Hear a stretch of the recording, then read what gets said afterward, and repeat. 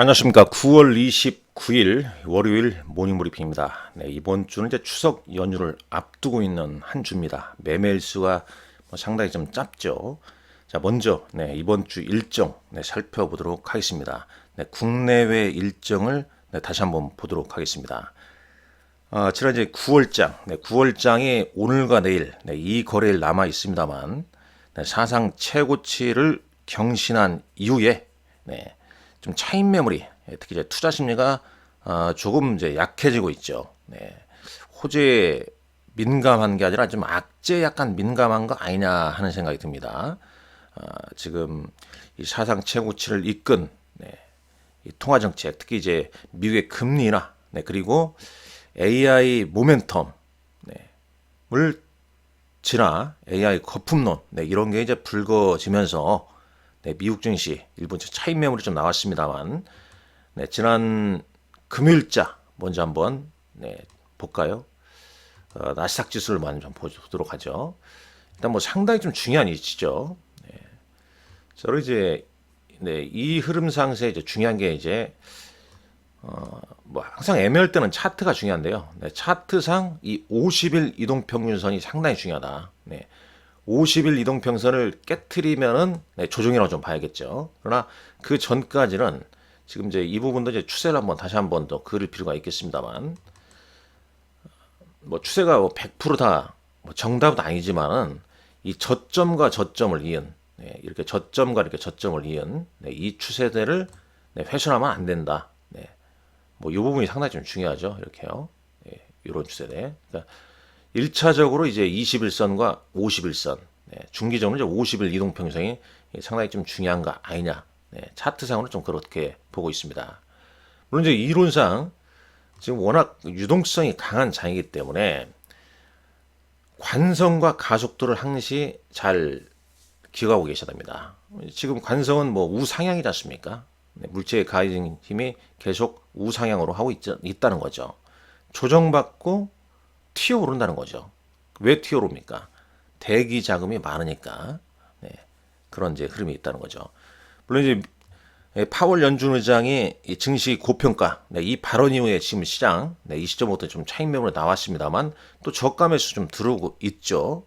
어찌 됐든 간에 일단 미국 경제는 상당히 좀 견조하지만은 고용 쪽은 계속 냉각 지표를 좀 보이고 있죠. 그렇기 때문에 이제 뭐 금리 또 연말에 한두 차례는 지금 이제 10월 금리 인하론 그리고 이제 12월 그 연내 한 번 내지 두 번은 충분하지 한 번 단행하지 않을까 하는 생각을 좀 해보게 된다는 거죠. 자, 그런 가운데 이제 시장의 주요 종목군들 변동성이 좀 컸습니다. 먼저 한번 보시죠. 오라클 실적 발표 당일날 주가가 36% 급등 마감한 이후에 다시 한번 재차 올랐습니다만 최근 4거래일 연속 좀 차익 매물이 나오고 있죠. 자, 이 종목 같은 경우는 또 다음 어닝 시즌 가까울 때 빠샤 5 보호가 닿지 않자 빠졌을 때 좀 대응해 놓고 다음 실적 때까지 한번 대응하는 그런 전략이 좀 낫지 않겠냐 하는 생각을 좀 해보게 되네요. 어제 특징주였습니다. 금일장. 자, 다른 종목군을 한번 보시죠. 일정 보기 전에 간략하게 한번 차트만 보고 넘어가겠습니다. 엔비디아, 마이크로소프트는 횡보하고 있고요. 애플, 최근 뭐 가장 9월장 화려하게 상승한 종목 중에 하나였죠. 9월장을 좀 이끈 종목은 이제 테슬라, 애플이었습니다. 물론 이제 9월장 초반 때는 실적 발표 때문에 뭐 오라클이랄지 뭐 그런 종목군들이 좀 주도했습니다만 실적 발표 이후에 좀 주춤하고 있죠. 브로드컴도 마찬가지고요. 브로드컴도 마찬가지지 않습니까? 일단 월 말로 9월 말 기준 봤을 때는 애플과 테슬라 특히 이제 일정 모멘텀이 좀 있는 종목군들이 상당히 강한 흐름이었다. 그리고 뭐 잘 아시다시피 이제 마이크론 테크놀로지 자, 마이크론 테크놀로지 주가도 이제 강보합으로 넘어가 있는데요. 이런 모습입니다. 이런 모습. 근데 주 후반 들어와서 주 중반 이후에 국내 증시는 이 한미 무역 협상의 교착 상태, 협상 장기화 조짐에 따른 약간 이제 불안 심리가 좀 작용한 거죠. 특히 이제 트럼프 대통령이 뭐 선불이다, 대미 투자는 선불이다, 이런 표현을 했습니다만 우리가 그 많은 돈을 어떻게 선불로 낼 수 있습니까? 환율 얘기도 나왔습니다만은 통화 수합이 아니다. 좀 약간 어지럽죠. 어지럽죠.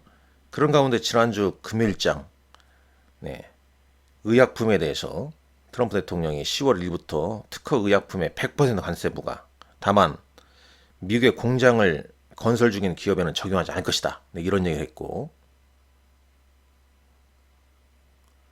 특히 이제 금리 인하도 좀 퇴색하다 보니까 우리나라 바이오주가 약세를 보였죠. 반도체 같은 경우는 또 주말에 또 나오지 않습니까? 소식이.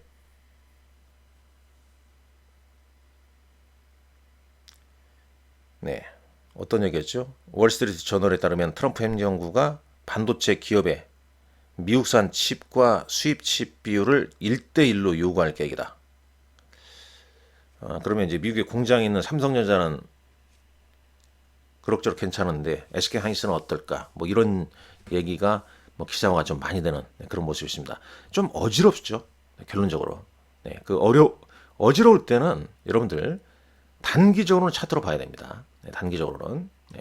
지금 저희 마이크론 테크놀로지도 이런 모습이지 않습니까? 뭐 내려오는 21선까지 뭐 밀 수 있겠냐? 이걸 떠나서 기다리는 대기 매수세는 우상향에서는 항상 있다는 거죠. 물론 우리 시장은 연휴가 좀 끼어 있습니다. 지금 연휴가 지금 9월 23일 그다음에 다음 주까지 거의 뭐 9월 달은 뭐 매매일 수가 뭐 한 2주밖에 안 되죠. 대략 따지게 되면 한 2주 정도 뭐 2주밖에 되지 않지 않습니까?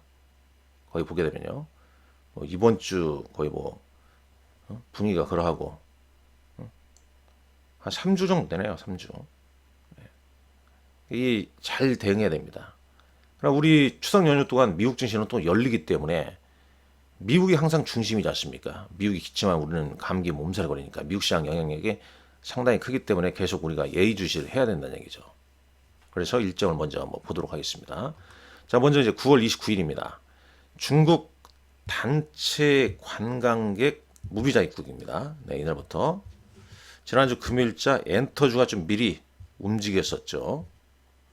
그 다음에 제2회 세계 원자력 SMR 및 선진 원자로 회의가 열리고요. 일동제약, 이건 이미 일정에 뭐 있었죠. 경구용 비만 치료제 탑라인 발표 예정이었습니다. 주가는 그 전에 좀 변동성 있게 움직이는 또 있었습니다. 삼성전자 3분기 배당 낙일이고요. 프로티나 스피어 의무 보유 해제일이네요. 자, 트럼프 행정부 제약사 약관 인하 조치 마감일이고, 자, 제9회 메시 신약 개발 서밋이라는 행사가 열리네요. 자, 9월 30일 화요일입니다.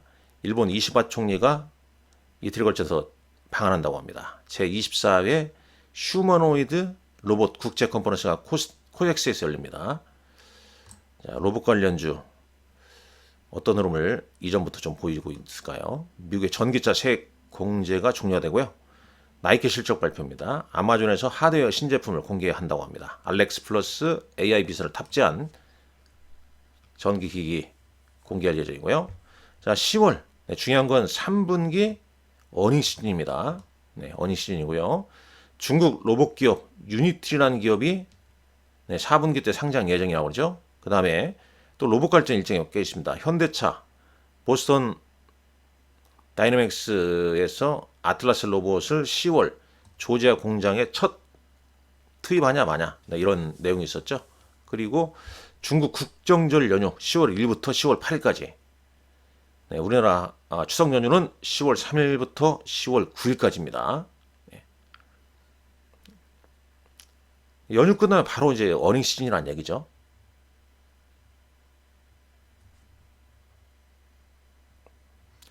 자, 그 다음 10월 1일 날 보죠. 매월 1일 수입 동향 발표하죠. 9월 수출 데이터 꼼꼼히 좀 체크해 봐야죠. 그다음 명인제약이라는 종목이 거래소에 공모가 5만 8천에 상장합니다. 트럼프 행정부 이날부터 이제 의약품에 100% 관세 부과한다고 그랬죠. 예외도 있죠. 그다음에 머크의 키트루다 SC형 네, 현지 시간으로 10월 1일자 출시일이라고 그래요. 네, 우리 시간으로 10월 2월이 되겠네요. 2일. 자, 그다음 이제 이 내용은 여기에 적어져 있습니다. 이건 뭐 이게 이날 첫 투입할지 모르니까 네, 뭐 이건 퀘스천 마크를 좀 달까요? 자, 테슬라 뭐 매월 첫째 거래일, 네, 첫 거래일 네, 자동차 납품 실적 나오죠? 네, 테슬라, 현대차, 토요타, 전기차 등 납품 실적 한번 체크하시고요. 구글에서 스마트홈 기기용 제미나이 AI 관련 이벤트가 네, 개최가 됩니다.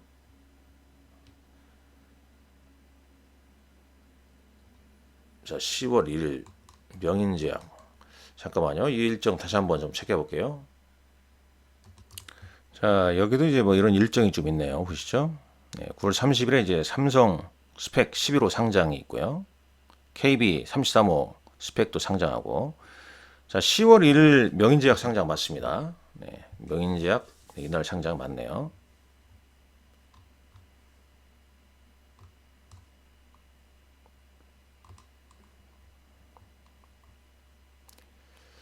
자, 10월 2일은 그다지 뭐 특별한 이슈가 없던데